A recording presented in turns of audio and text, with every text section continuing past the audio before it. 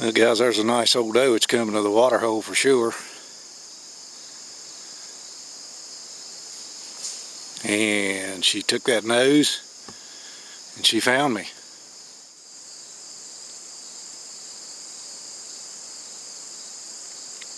Ah!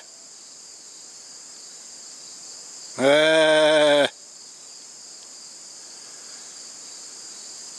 Can't outsmart that deer's nose. You can see those ears turned toward me right now. She hears me talking, making this video. She's deciding that she's not going to hang around for none of that.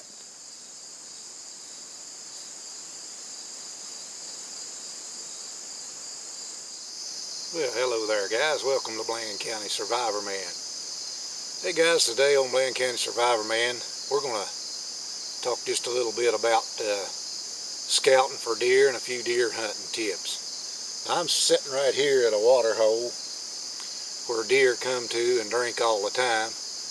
But when deer season comes in, I'll have to make sure that I set up in the right way to get these deer. Now this is a low spot right here, and I definitely don't want to be down in a low spot when I try to hunt this place right here. There's probably about 4 or 5 acres of flat ground and some high ground right in here behind me that I can set up at and put a tree stand up. But before I go and do all of that, one of the things that I really want to do is I want to make sure that I have killed my human odor, because it don't make any difference how much you plan and scout and look and find where deer are using. You ain't going to outsmart a whitetail's nose.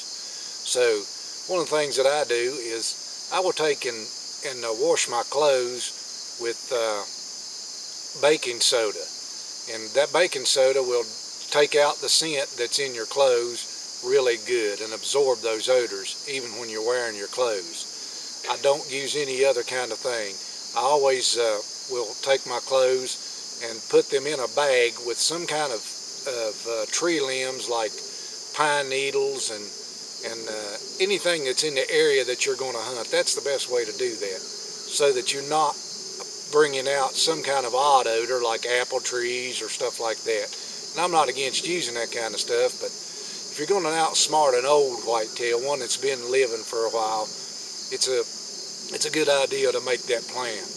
Now another thing is, when that deer is approaching you, he's definitely going to take that nose, a smart one will, and go and probably circle the water hole before he ever comes in. So if you're not ready for him, if you're not, in the position to see him coming in, always do that. Another good idea is this: when you're going to go to that deer stand and you set it up pre-season, and you know that that's where you're planning on hunting, always take and clear the path out at least 100 yards before you get to your stand. Clear every twig out of the road that you're going to go in, because you're going to have to go in there during the early morning hours, and you're going to want to make as less noise as you can make. Now let's say you set up at a deer scrape.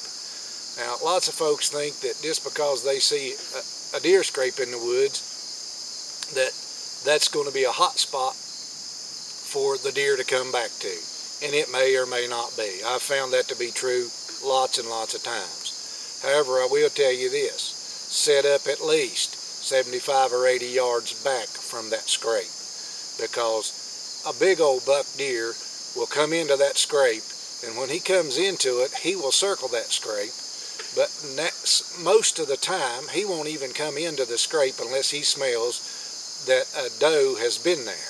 And how does he do that? He takes that powerful nose of his, and he will circle, and he will scent that scrape down range from where it is. He don't have to come into the scrape to check and see if a fresh doe has urinated in that thing. So guys, that's some of the tips that you can use. Another thing is always make sure that you have got, whether you're hunting with a bow, whether you're hunting with your rifle or your handgun, always make sure that you're proficient and know how to use the weapon at the range that your stand is at, so that you can make the kill cleanly. You know, it's a sight to see how many animals have been shot and killed, but the hunter never got them. So always make a good clean kill and be good to the wildlife. You know, they're out here for us to enjoy watching and enjoy in the refrigerator and on the dinner table. But I hate to see them wasted. And another thing, if you have found an area where a big buck is using, don't tell anybody. Because if you tell somebody, they're going to be sitting there that morning when you want to be hunting the area. There's going to be the person probably that you told. And it could be your friend. But if you expect to kill or take a big, old buck deer that's been around for years and's got a nice rack on his head, don't tell anybody where you saw that deer. Have fun, guys, and thanks for asking for the question. That's another tip from your Bland County Survivor Man. Have a nice day.